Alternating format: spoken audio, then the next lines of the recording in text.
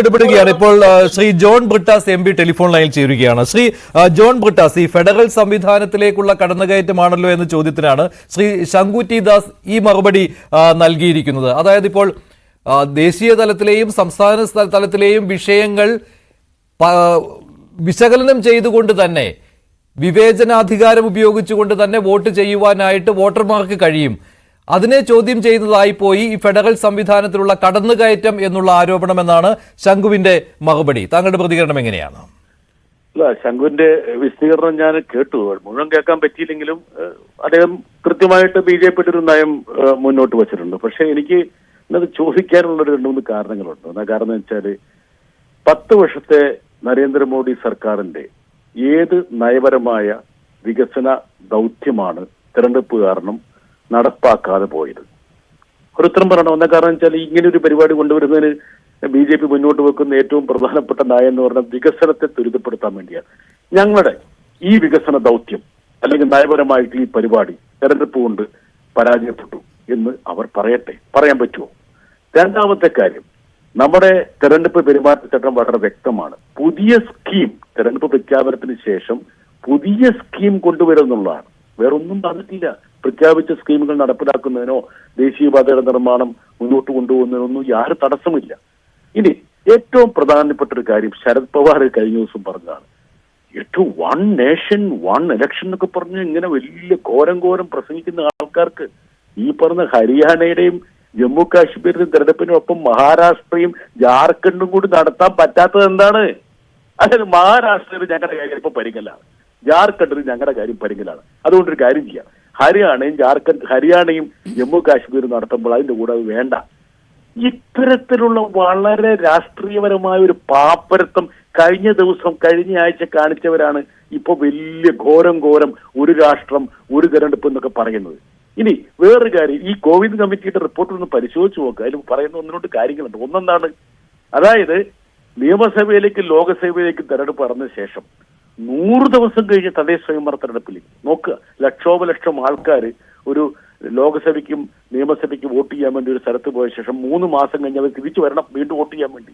എന്തൊരു അസംബന്ധം! അടുത്ത അസംബന്ധം ഞാൻ പറഞ്ഞുതരാം. അതായത് അഥവാ ഇപ്പൊ കേരള നിയമസഭ നമ്മൾ 5 വർഷത്തേക്ക് വന്നു, 4 വർഷം കഴിഞ്ഞ് അതിന്റെ ഭൂരിപക്ഷമില്ലാതെ ഡിസോൾവ് ചെയ്യപ്പെട്ടെന്ന് വിചാരിച്ചോളൂ. പിന്നീട് നടക്കാൻ പോകുന്ന തെരഞ്ഞെടുപ്പ് എന്താണെന്നറിയോ?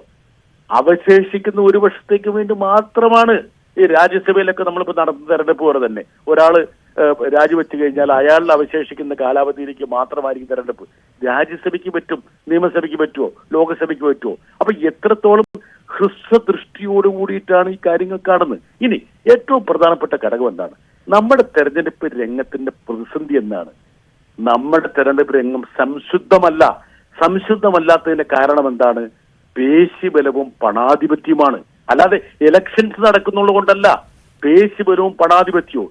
സ്വതന്ത്ര നിരീക്ഷകരുടെ അഭിപ്രായ പ്രകാരം കഴിഞ്ഞ ലോക്സഭാ തെരഞ്ഞെടുപ്പിന് രാഷ്ട്രീയ പാർട്ടികളെല്ലാം കൂടി 1 ലക്ഷം കോടി രൂപ മുടക്കി. ഏറ്റവും കൂടുതൽ പണം മുടക്കിയാരാണ്? BJP അല്ലേ? അവർക്ക് സംശുദ്ധ രാഷ്ട്രീയം ഉണ്ടാക്കാൻ വേണ്ടി എന്നാൽ ഞങ്ങൾ ഇനി ഒരു സ്ഥാനാർത്ഥിയുടെ മുകളിൽ ചെലവഴിക്കുന്ന തുക കുറയ്ക്കുമെന്ന് പറയണ്ടേ? കേരളത്തിലെ തെരഞ്ഞെടുപ്പിന് വേണ്ടിയിട്ട് രാഷ്ട്രീയ പാർട്ടികൾ ചെലവഴിക്കുന്നതിന്റെ 1000 മടങ്ങാണ് തെലങ്കാനയിലും ആന്ധ്രയിലും കർണാടകയിലും ഉത്തർപ്രദേശിലൊക്കെ ഇവർ മുടക്കുന്നത്. അപ്പൊ യഥാർത്ഥ നമ്മുടെ മുറിക്കുള്ളിൽ ഒരു എലഫന്റ് ഉണ്ട്, വലിയൊരു ആനയുണ്ട്. ആ ആനയെ കാണാതെ നമ്മൾ ഈ പറഞ്ഞ യഥാർത്ഥമായിട്ടുള്ള വിഷയങ്ങളുടെ പുറകെ പോകുന്നതിന്റെ പ്രശ്നമാണിത്. ഇനി ഈ പറയുന്ന നമ്മൾ ജനങ്ങൾ എന്ന് പറയുന്ന കൃത്യമായിട്ട് കൺവിൻസ്ഡ് ആയിട്ട് വളരെ റാഷണലായിട്ട് ചിന്തിക്കുന്ന ആൾക്കാരാണെന്ന് നമ്മൾ ചിന്തിക്കുന്നത്. പലപ്പോഴും വൈകാരിക മുഹൂർത്തങ്ങളാണ് തെരഞ്ഞെടുപ്പ് പ്രക്രിയയെ സ്വാധീനിക്കുന്നത്. ഇപ്പോൾ ഇന്ദിരാഗാന്ധി വെടിയേറ്റ് മരിച്ച ശേഷം നടന്ന തെരഞ്ഞെടുപ്പ് ഒരു വൈകാരിക ധ്രുവീകരണമായിരുന്നില്ലേ? ഇതൊക്കെ നമുക്കറിയാവുന്നതല്ലേ? രാജീവ് ഗാന്ധിയുടെ മരണത്തിന് ശേഷം. അപ്പോൾ പലപ്പോഴും തെരഞ്ഞെടുപ്പുകളിൽ വൈകാരിക വിഷയങ്ങൾ പ്രതിഫലിക്കാറുണ്ട്.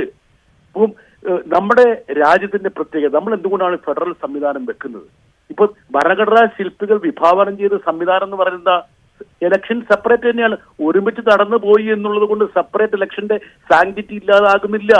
അപ്പോൾ ഒരു രാജ്യം രൂപീകൃതമാവുമ്പോൾ സ്വാഭാവികമായിട്ടും ഒരുമിച്ചാണ് ഭരണസമിതികളിലേക്ക് തിരഞ്ഞെടുപ്പ് നടക്കുന്നത്. അതിനർത്ഥം ഒരുമിച്ച് എന്നുള്ള പോയിന്റിലല്ല, തെരഞ്ഞെടുപ്പ് എന്നുള്ളതിനാണ് ഏറ്റവും കൂടുതൽ അടിവരയിടേണ്ടത്. ഇപ്പോൾ ഡൽഹിയിൽ നിന്ന് നമ്മൾ വിക്ഷേപിക്കുന്ന ഒരു വിഷയമാണോ നമ്മുടെ കേരളത്തിൽ ചർച്ച ചെയ്യപ്പെടുന്നത്? ഇപ്പൊ നമ്മുടെ ഒരു ജില്ലാ പഞ്ചായത്തിലേക്ക് കിടക്കുന്ന തെരഞ്ഞെടുപ്പിൽ നമ്മൾ ജനങ്ങൾ ചർച്ച ചെയ്യേണ്ട വിഷയമാണോ നിയമസഭാ തെരഞ്ഞെടുപ്പിൽ ചർച്ച ചെയ്യേണ്ടത്? അല്ലെങ്കിൽ നിയമസഭാ തെരഞ്ഞെടുപ്പിൽ ചർച്ച ചെയ്യേണ്ട വിഷയമാണോ യഥാർത്ഥത്തിൽ പാർലമെന്ററി ഇലക്ഷനിൽ ചർച്ച ചെയ്യേണ്ടത്? അല്ല.